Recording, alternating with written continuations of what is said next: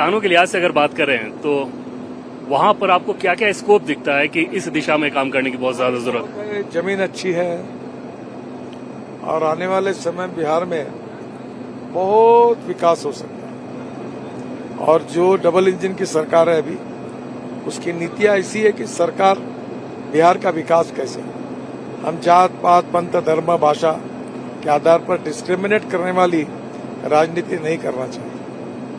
हम विकास की राजनीति करना चाहते हैं। कोई भी व्यक्ति उसकी जात पंथ धर्म भाषा और सेक्स से बड़ा नहीं होता, उसके गुणों से बड़ा होता है। इस पर हमारा, इसी विचारधारा पर हमारा विश्वास है और जातीयता सांप्रदायिकता मुक्त सबके साथ न्याय होगा, समानता होगी, यही बात लेकर हम काम करें। अभी ग्लोबल सिचुएशन दिख रहा है कि एनर्जी को लेकर किस प्रकार से हम लोगों के ऊपर दबाव भी पड़ता है, रशिया से ईंधन ना लें, तमाम चीजें।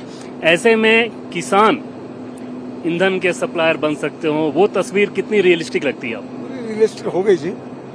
किसान अब अन्नदाता नहीं ईंधनदाता बना। हमारे देश में अनेक जगह पर बायोमास से पावर तैयार हो रही, ऊर्जा बिजली, फिर किसान ईंधनदाता बना। 1 लाख करोड़ कम से कम हमने देश के इंपोर्ट की कॉस्ट 1.5 लाख करोड़ की कॉस्ट बचाई है और ये सब पैसा किसानों के जेब में गया। और रूरल एग्रीकल्चर ट्राइबल सेक्टर में विकास हुआ। Alternative fuel, biofuel, ethanol, methanol, biodiesel, LNG, electric, hydrogen. अब हवाई जहाज हमारे यहाँ बरेली से सोनीपत में, पानीपत में हवाई ईंधन बन रहा है 78,000 टन पर ईयर।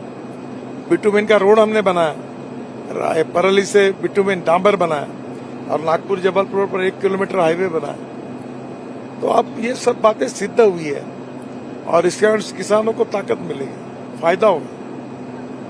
आपको लगता है कि बिहार के ओवरऑल इकोनॉमी को डेवलप करने के लिए कि बिहार भी डेवलप्ड स्टेट हो, क्योंकि रिसोर्सेज बहुत लिमिटेड हैं, कुछ नए वेन्यूज ही खोलने पड़ेंगे और वो उसमें अब तक हम लोग असफल रहे? सुपीक जमीन है, पानी है, मेहनती लोग हैं। बिहार में इंडस्ट्री आएगी, ट्रेड बिजनेस बढ़ेगा, रेलवे आएगी बहुत जगह पर, एयरपोर्ट डेवलप हो रहे हैं, अब इंडस्ट्री भी आएगी। और मुझे नहीं लगता कि बिहार के लोगों को आज जो बाहर जाना पड़ता है वो वापस आएंगे। केवल स्मार्ट शहर नहीं, स्मार्ट विलेज बनेंगे। याद है जब बीजेपी के राष्ट्रीय अध्यक्ष आप बने थे, उसके बाद बिहार का इलेक्शन होने वाला था, तब आप वहां पे इकोनॉमी को लेकर बहुत कुछ कहते थे, इथेनॉल को लेकर बहुत कुछ कहते थे। अभी भी जब आप जा रहे हैं, इतने 15 साल तकरीबन हो गए, क्या चेंजेस आपको लगते हैं कि हाँ ये चेंजेस? मैं बोलता था उस समय लोग विश्वास नहीं रखते थे।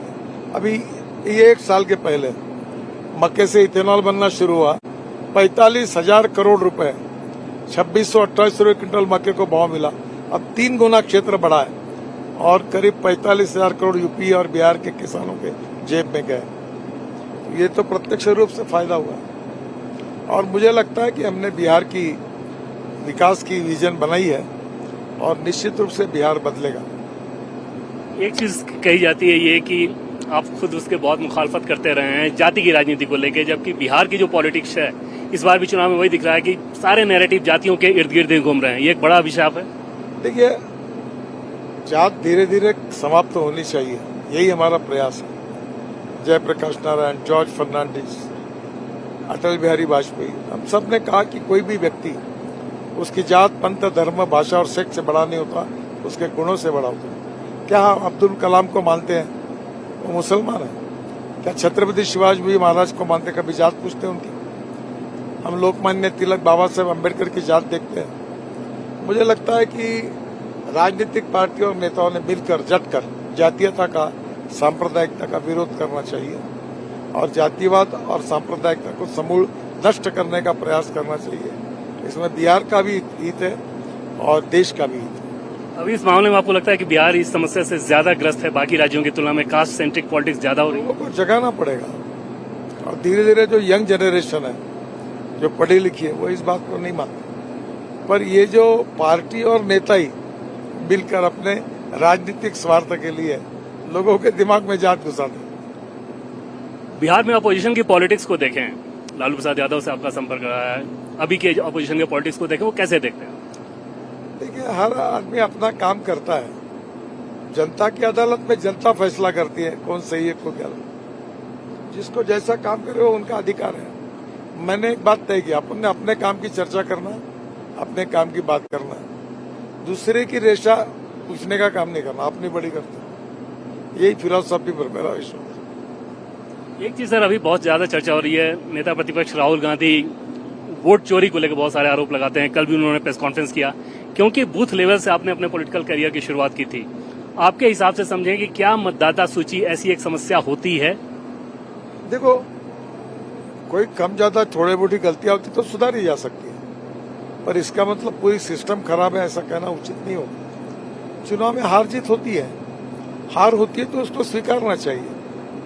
हम भी अनेक चुनाव हारते आए, तो मुझे लगता है कि हारने के बाद इस प्रकार की बातें करना ये लोकतंत्र के लिए अच्छा नहीं है। बतौर सांसद नागपुर में भी क्या आपको अपने बूथ को लेके, वोटर लिस्ट को लेकर बहुत सारी विसंगतियां सामने आते रही? चुनाव इसका इससे कोई संबंध नहीं है, पर मेरे चुनाव के समय कुछ 2.5-3 लाख वोट कम हुए थे, तो मैंने उस समय चुनाव आयोग को और हमारे चुनाव अधिकारी को कहा था।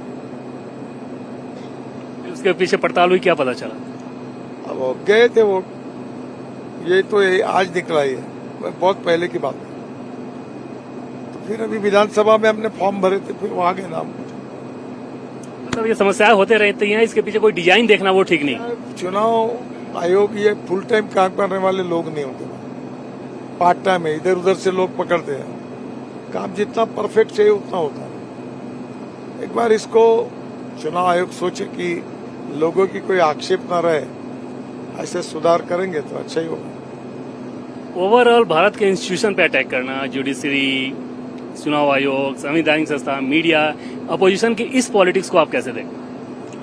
देखिए, लोग अपोजिशन में जो लोग जाते हैं तो उनकी बात करने का तरीका वैसा होता है, रूलिंग पार्टी में आते तो दूसरी बात करते। लोकतंत्र का तकाजा है, चलते रहना चाहिए, काम करते रहना चाहिए, जनता के ऊपर छोड़ देना चाहिए। जनता जो सही है गलत है, वे गाना था ना, ये पब्लिक है सब जानती है, वही सही है, जनता सब जानती है। आखिर में एक सवाल पूछें आपसे कि इस बार लोग बहुत ज्यादा इस बात को लेकर चर्चा हो रही है कि बीजेपी के सभी बड़े नेता ये तो कह रहे हैं कि नीतीश कुमार के नेतृत्व में हम लोग चुनाव लड़ रहे हैं, चुनाव के बाद नीतीश कुमार ही मुख्यमंत्री होंगे। इस बात पर बीजेपी के बड़े नेता कुछ भी नहीं कर रहे हैं, ऐसा क्यों? देखो, अब तो हम यही कह रहे हैं कि हम नीतीश कुमार जी के नेतृत्व में चुनाव लड़ रहे हैं, और चुनाव होने के बाद चुने हुए जो एमएलए होते हैं वही चुनाव का नेता चयन करते हैं। लोकतंत्र में ऐसा ही होता है।